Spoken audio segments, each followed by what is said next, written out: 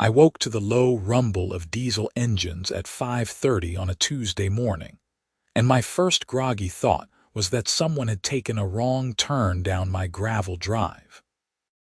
Then I heard the beeping, that insistent backup alarm that means heavy machinery, and I was out of bed and pulling on jeans before my brain fully caught up with my body. The sun had not yet cleared the eastern tree line, but the sky was that pale gray that promises dawn within minutes, and when I reached my kitchen window and looked out toward the southern hay field, I saw the concrete truck, not near the road, not on the county easement. On my field, 20 yards past where the HOA property should have ended, with a crew of 4 men in hard hats already guiding a chute, while a gray river of concrete sloshed and pooled across the turned earth. The survey stakes I had driven into the ground last Wednesday, bright orange flags snapping in the breeze to mark my property line, were gone. Snapped off and tossed in the drainage ditch. I saw when I got closer, walking fast across the dewy grass in my work boots with my phone in one hand and my property deed in the other. My name is Warren Mitchell, 4th generation on this land in Story County, Iowa, and I grow corn and soybeans on 200 acres that my great-grandfather bought in 1947 when he came back from the war. The southern 40 used to be all hay, good timothy and clover that I cut 3 times a season and sold to the horse farms north of Ames. 5 years ago, the county rezoned the land across the road for residential, and a developer put in Whispering Meadows, a planned community with covenants and an HOA and rules about what color you could paint your mailbox. I had no quarrel with them. They stayed on their side of the county road. I stayed on mine, and when they asked politely if I could avoid spreading manure on Fridays before their summer cookouts, I did my best to oblige. But 6 months ago, Pritchard got elected HOA president, and everything changed. Carol was 52, blonde highlights over brown, drove a white Lexus SUV, and treated the neighborhood association like it was a Fortune 500 company with her as CEO. She started sending me letters on official Whispering Meadows letterhead about my visual impact on their community. The hayfield was unsightly. The old barn, which had stood since 1953 and was in perfect structural shape, was an eyesore. My gravel drive created dust that bothered residents. Every letter was phrased like a legal demand, and every letter went straight into my recycling bin, because she had exactly zero authority over my property. Then last month she got it into her head that the HOA's entrance monument, a decorative brick column with wrought iron letters spelling out Whispering Meadows, needed to be bigger, grander, a statement piece. The problem was that the monument sat right at the property line on their side, and to expand it the way she wanted, she needed more room. Room she did not have, because the county plat was clear and recorded and showed exactly where her development ended and my field began. Apparently Carol decided the plat was wrong. I reached the construction site just as the concrete stopped flowing. The foreman, a stocky man in his 40s with a gray beard and a clipboard, was talking to one of the crew. The smell of wet cement filled the morning air, sharp and alkaline. The foundation they had poured was a broad rectangle, maybe 12 feet by 30, and at least 4 feet of it sat on my land. "Morning," I called out, keeping my voice level. "Can somebody tell me what's going on here?" The foreman turned. He had tired eyes and dirt on his jeans, the look of a man who had been up since 4 to get the truck loaded. "Morning. We're pouring the foundation for the expanded monument. Should be done in another 20 minutes. On whose authority?" "HOA," he said, glancing at his clipboard. "Work order signed by Carol Pritchard, President. We got the plans last week. Surveyor marked the site yesterday." "Your surveyor marked my property," I said. I kept my voice calm, but my heart was pounding. "This field belongs to me, Warren Mitchell. That foundation you just poured is on my land." The foreman's face changed. Not anger, not disbelief, just a sudden wary concern. "You got proof of that?" I held up the deed, the plat map I had printed from the county recorder's office. "Right here. And I had survey stakes marking the line. Somebody pulled them up." One of the crew, a younger guy with a thin beard and a bright yellow hard hat, spoke up. "There were stakes here yesterday morning. I saw them when I drove past. They were gone when we got here today." The foreman took my plat map, studied it, pulled out his phone, and opened a mapping app. He compared the two for a long moment, his mouth a tight line. Then he swore, low and heartfelt. "Jesus! They gave us the wrong survey, or the right one, and they just lied," I said. "Either way, we just poured on your land." He looked at the wet concrete, already starting to set in the cool morning air. Damn it, hold on, I need to make a call." He walked a few paces away, phone to his ear. I stood there with the crew, 4 guys who suddenly looked as unhappy as I felt.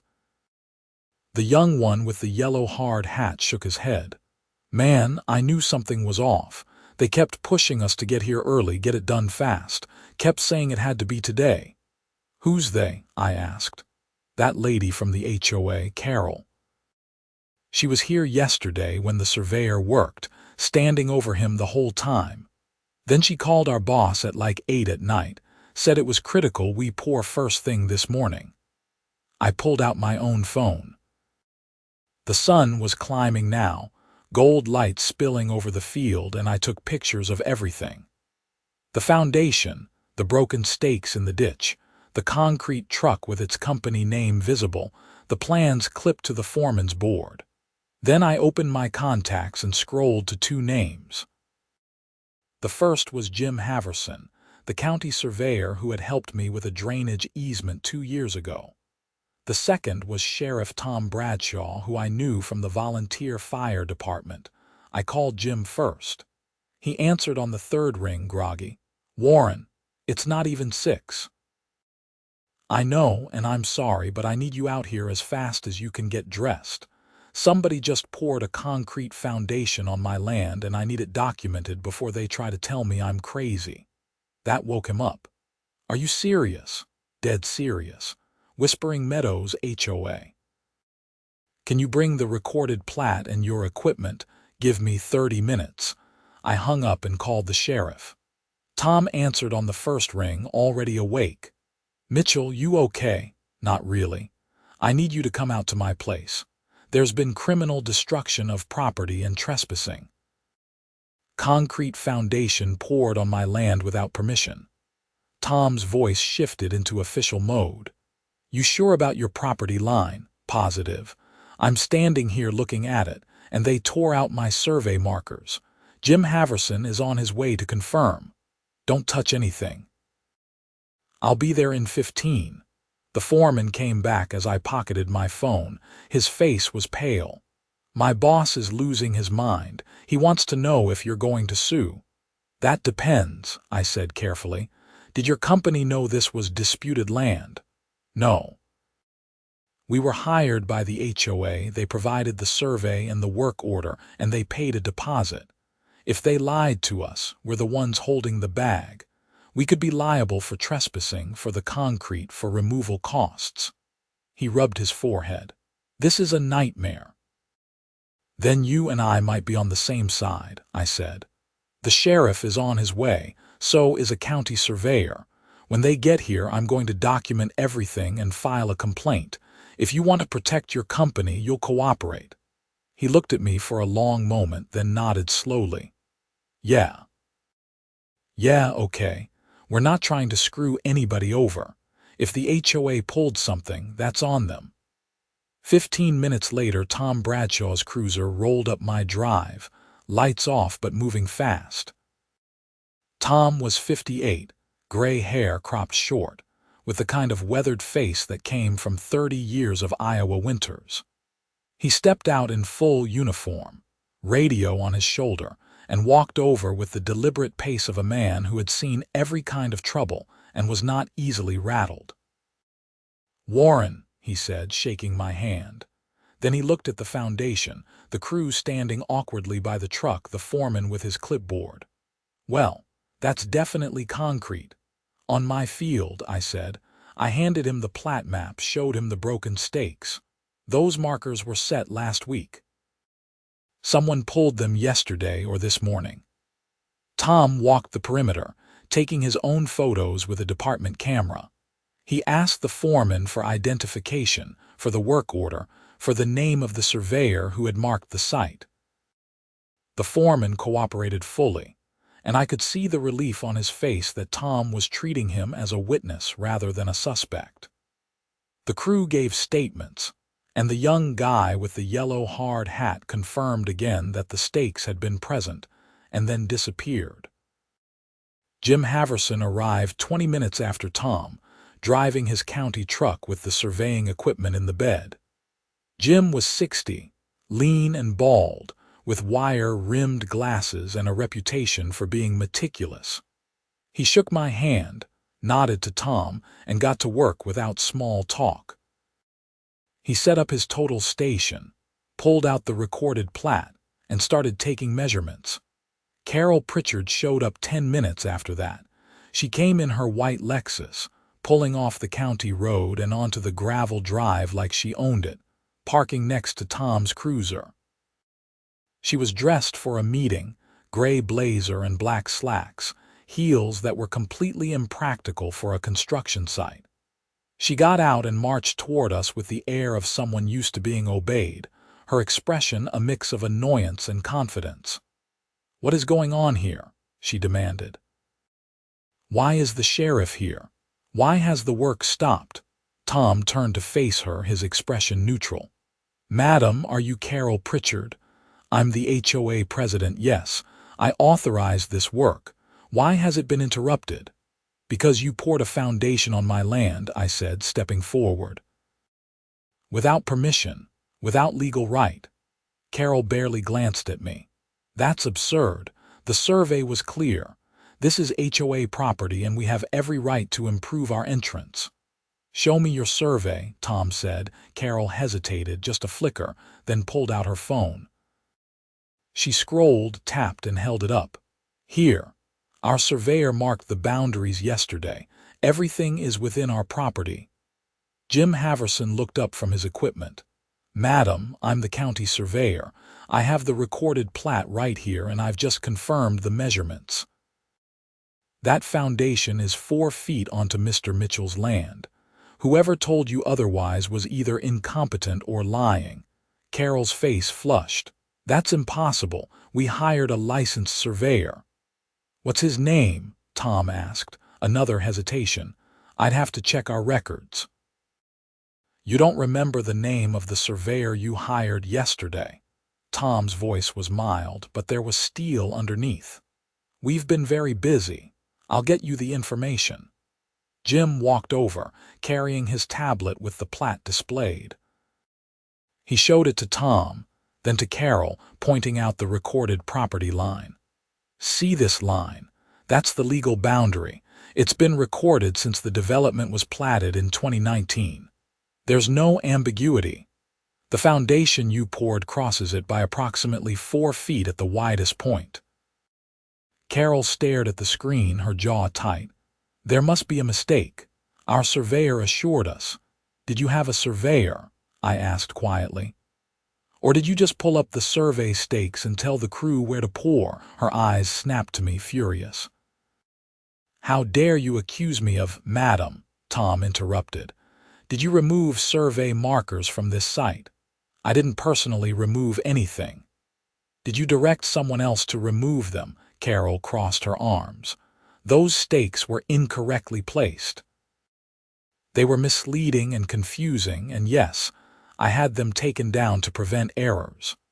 Tom and Jim exchanged a glance. Tom pulled out a small notebook, flipped it open. "So you admit to ordering the removal of survey markers on property that you do not own?" "I own the HOA property and those stakes. You don't own anything, I said, my voice harder now. The HOA owns its parcels. You're an elected volunteer, and destroying survey markers is a crime in Iowa. Carol's mouth opened, closed. For the first time, uncertainty crossed her face. That's ridiculous. It was a community improvement project. The board voted. Did the board vote to build on someone else's land? Tom asked. We voted to expand the monument. The details were left to me as president. Jim Haverson shook his head. Madam, you can't vote away property lines. This is Mr. Mitchell's land, recorded and legal. You've committed trespass at a minimum, and if you ordered those markers removed, that's criminal mischief under Iowa Code Section 716.1. Carol's confidence was cracking now. She looked at the foundation, at the concrete truck, at the crew who were all very carefully not meeting her eyes. This is absurd. I was acting in good faith for the community. If there was a mistake, we can fix it. There was no mistake, I said. You knew exactly where the property line was. You just decided it didn't matter. Tom closed his notebook. Mrs. Pritchard, I'm going to need you to come down to the station and give a formal statement. Right now you're being investigated for criminal mischief and trespassing. You can't be serious. I'm completely serious. You've admitted to ordering the removal of legal survey markers. That's a criminal offense. And this foundation is physical evidence of trespassing. If you want to argue good faith, you can do that on the record. Carol's face went from red to white. I want to call my lawyer. That's your right. You can call from the station. She turned on her heel, stalked back to her Lexus, and made a call right there, her voice rising and falling in angry bursts. Tom waited patiently. Jim finished his survey and handed me a printed report with the measurements, the plat overlay, and photos showing the encroachment. The foreman came over, looking miserable. Mr. Mitchell, I'm sorry. We had no idea. My company is going to want to settle this before it gets ugly. We'll cover the removal costs if you agree not to sue us. I'm not interested in suing you, I said. You were lied to, but I want that concrete off my land and I want it done right. No half measures. Absolutely. We'll bring a crew with jackhammers, haul it all away, restore the soil. Whatever it takes, I nodded. Then we're good. Carol finished her call and came back, her face set in hard lines. My attorney is meeting me at the station. This is harassment and I'll be filing a complaint. Tom just gestured to his cruiser. You can follow me or I can give you a ride. Your choice. She drove herself, following Tom's cruiser back down the gravel drive and onto the county road. I watched them go, my heart still racing, my hands shaking slightly from adrenaline. Jim clapped me on the shoulder. You did the right thing calling me. This is going to get messy, but you've got everything documented. She's not going to win. I just want my land back the way it was. You'll get it, and she's going to pay for it. The concrete crew packed up their equipment, the foreman promising to return the next day with removal tools. The sun was fully up now, bright and warm, and the field around the foundation looked violated, torn earth and tire tracks cutting through the hay stubble. I walked back to the house, exhausted even though it was barely 7 in the morning. Inside, I made coffee and sat at the kitchen table with my phone, scrolling through the photos I had taken. The broken stakes, the foundation, Carol's face when Tom told her she was under investigation. I sent the photos to my cousin Daniel, who was a civil attorney in Des Moines, with a message. Need advice. HOA poured concrete on my land. Sheriff involved. Call me. He called 10 minutes later. Warren, what the hell? I told him the whole story, start to finish. Daniel listened without interrupting, and when I finished he was quiet for a moment. Then he said, Okay. This is actually pretty straightforward. You've got criminal charges moving forward, which is good because it establishes bad faith. You're going to file a civil suit for trespass. for the cost of removal and restoration, and for any damages to your land. The HOA is liable, and Carol Pritchard might be personally liable if she acted outside her authority. I don't want to bankrupt anybody. I just want my field back. You'll get it, but you're also entitled to compensation, and frankly, you should take it. She gambled that you wouldn't fight back. You need to show her that was a mistake. I sighed. Yeah, okay. I'll draft a demand letter and a complaint. We'll file by the end of the week. In the meantime, don't sign anything the HOA offers you. Don't agree to any settlements without running it by me, and keep documenting everything. Thanks, Daniel. That's what family's for. The next day the concrete crew returned, this time with a skid steer, jackhammers, and a dump trailer. The foreman was apologetic and efficient, and his team spent 6 hours breaking up the foundation and hauling the chunks away. They raked the soil, smoothed it as best they could, and the foreman handed me an invoice marked paid in full by his company. We're eating the cost, he said. But we're also going after the HOA for fraud. They misrepresented the job, and that's going to cost us our reputation if we don't make it right. I appreciate it, I said, and for what it's worth, you guys handled this the right way. Just doing our jobs, or trying to anyway. After they left, I stood in the field and looked at the scar where the foundation had been. It would take time to heal, time for the grass to grow back and the soil to settle. But it was mine again, and that mattered. Daniel filed the lawsuit 3 days later. The demand was for $15,000, $10,000 for removal and restoration, $5,000 for damages and legal fees. Carol, through her attorney, immediately tried to negotiate down to $5,000.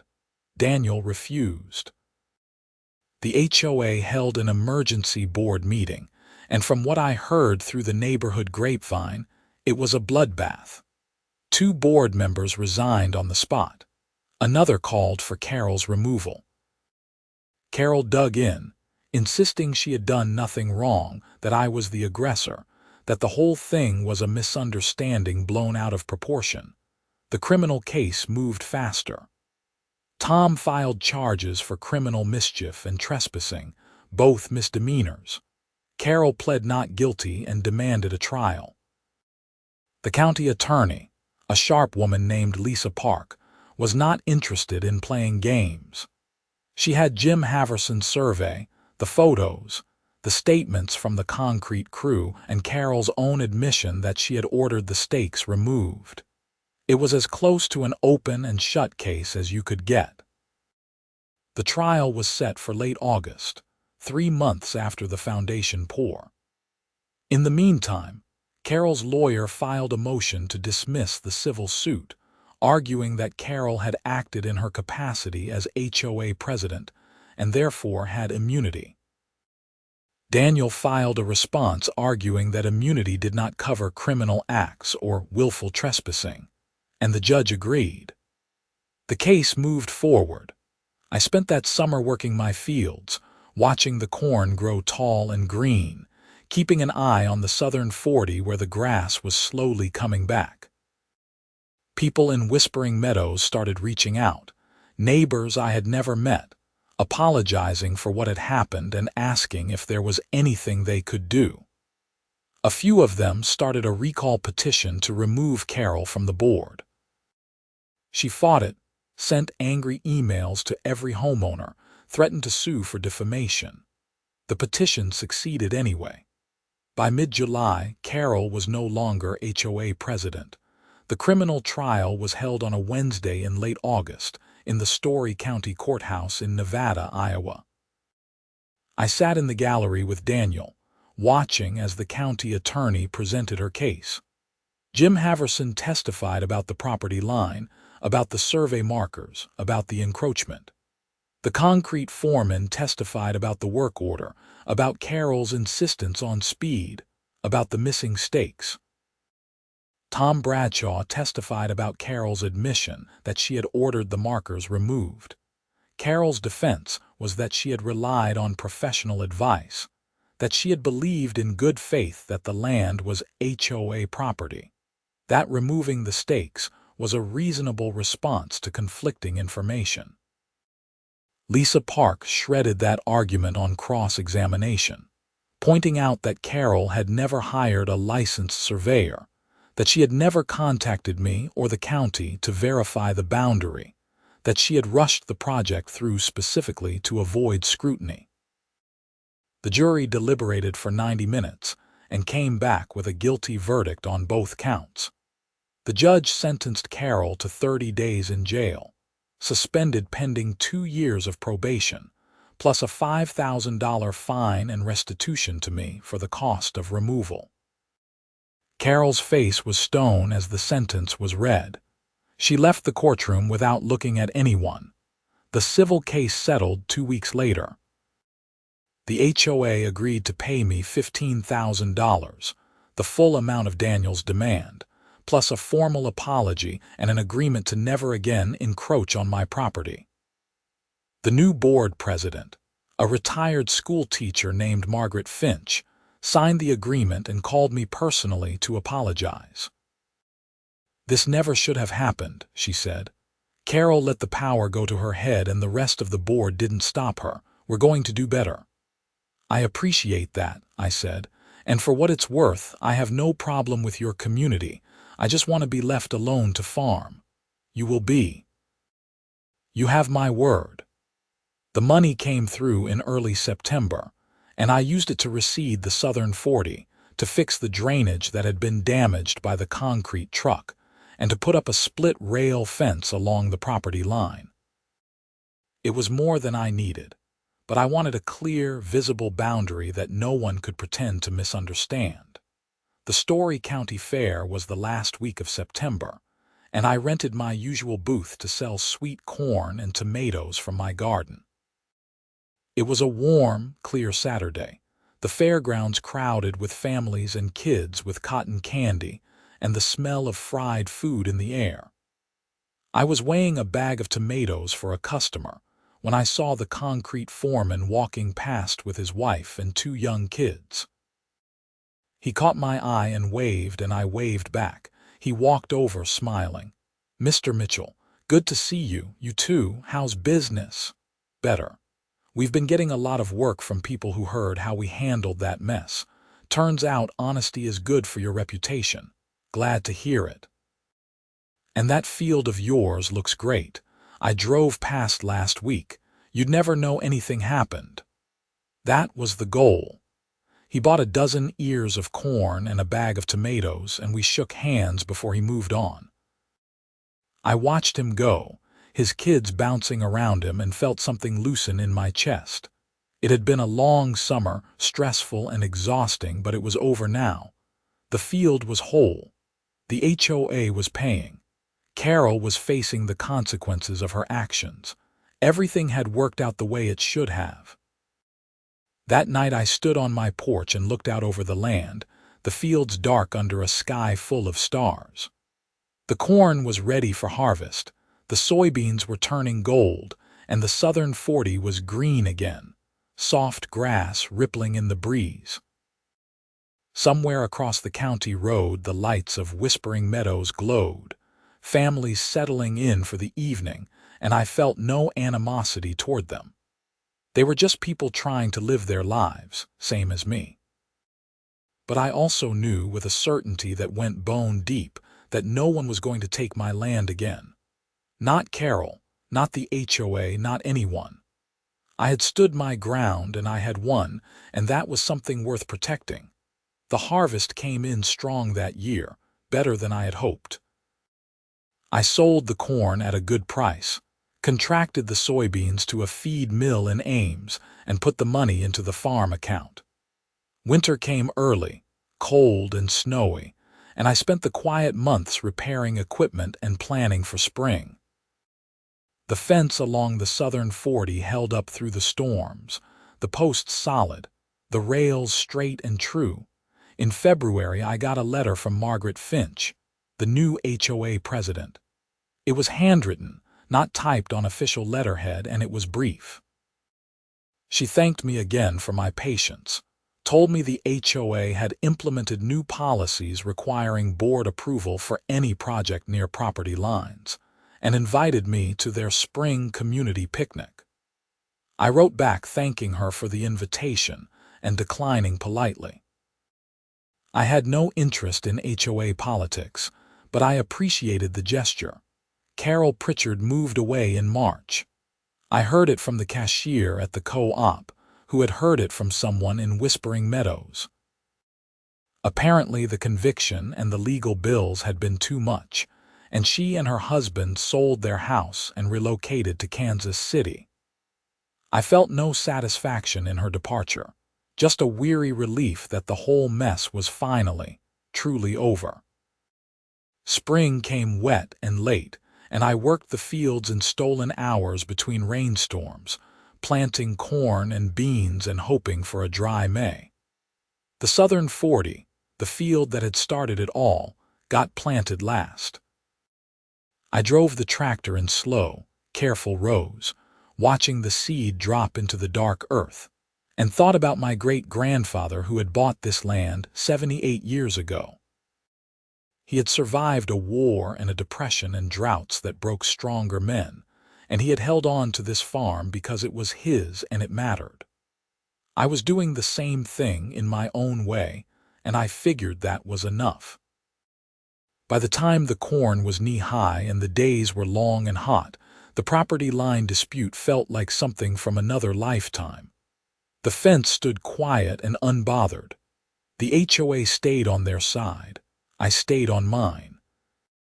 And the land, patient and forgiving, grew green and strong under the Iowa sun, the way it always had and always would. One evening in late June, I was sitting on the porch with a cold beer, watching the sunset paint the sky orange and pink, when a truck slowed on the county road and pulled into my drive. It was the concrete foreman, alone this time, and he got out with a sheepish grin. "Hope I'm not bothering you," he said. "Not at all. What's up?" "I was driving past and saw you sitting out here, and I just wanted to say thanks again. That whole thing could have ruined my company and you could have made it a lot harder on us. You didn't. I appreciate it." "You guys did the right thing," I said. "No reason to punish you for somebody else's mess. Still, not everybody would have seen it that way." He glanced at the southern field, at the fence, at the young corn rippling in the breeze. "Looks good. Looks like it never happened. That's the idea." He nodded, shook my hand again, and drove off. I watched his taillights disappear down the road, and I finished my beer as the last light faded from the sky. The cicadas were singing in the trees, and the air smelled like earth and growing things, and I thought about how close it had all come to going wrong. If I had screamed at the crew that morning, if I had let anger override sense, I would have lost them as allies. If I had not called the sheriff and the surveyor at the same moment, Carol might have had time to cover her tracks. If I had not documented everything, taken every photo, kept every receipt, the case could have dragged on for years. But I had done those things, and it had worked, and now I was sitting on my porch on a summer evening with my land intact and my conscience clear.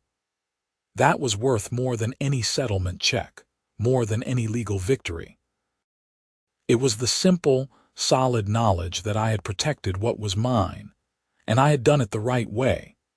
The rest of that summer passed in the rhythm of farm work, the daily tasks of irrigation and weeding and watching for pests. I hired a couple of high school kids to help with the hay harvest, and we cut the Southern 40 in early August, the bales round and heavy and smelling like summer.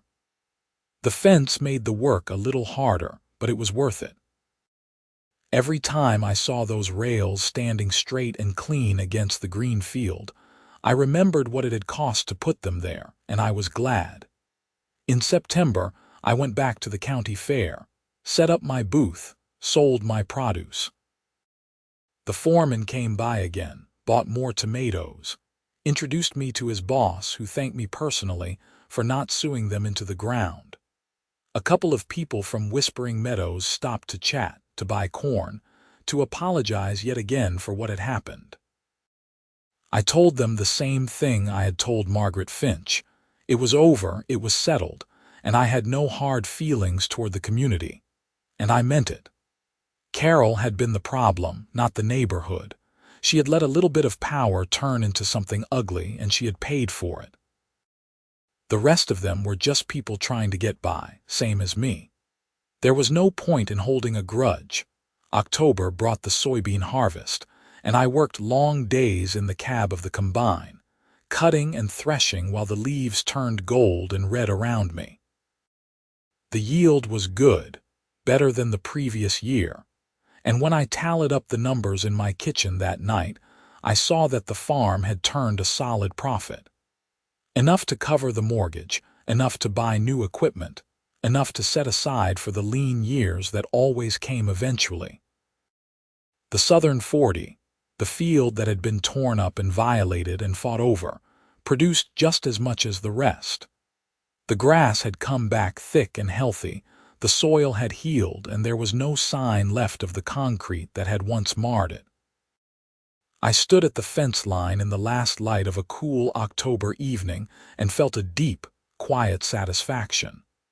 This was my land, worked by my hands and my family's hands for nearly 80 years, and it was whole again.